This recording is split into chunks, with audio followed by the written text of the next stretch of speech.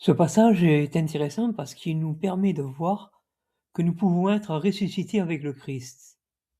Il s'agit ici d'une résurrection spirituelle, c'est-à-dire de naître de nouveau.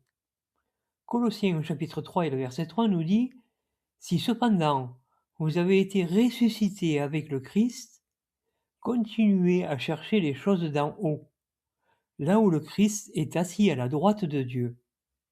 Pensez toujours aux choses d'en haut, non à celles qui sont sur la terre. Car vous êtes morts, et votre vie a été cachée avec le Christ en union avec Dieu. Quand le Christ, notre vie, sera manifesté, alors vous aussi, vous serez manifestés avec lui dans la gloire. La condition sur terre est celle d'un mort, mais vivant par l'Esprit concernant les choses d'en haut. Beaucoup se disent chrétiens, mais vivent comme les gens du monde. Ces versets nous disent qu'il y a un changement, que notre pensée doit être dirigée vers les choses d'en haut, c'est-à-dire accroître notre spiritualité. Le fait que Paul nous dise que nous sommes déjà ressuscités devrait nous faire réfléchir. Nous étions morts dans le passé parce que nous suivions le monde. Mais de connaître Jésus nous permet un changement. Alors ce changement se voit sur les pensées que nous avons qui reflètent la pensée de Christ. Ce qui peut nous faire comprendre que la résurrection et l'enlèvement au 1er siècle étaient de nature spirituelle.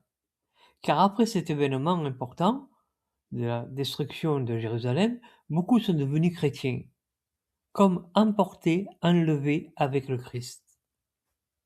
Matthieu chapitre 24 verset 31, il dit « Et au son d'une grande trompette, il enverra ses anges, et ils rassembleront ceux qu'il a choisis, depuis les 4 coins du monde, d'un bout à l'autre du ciel. »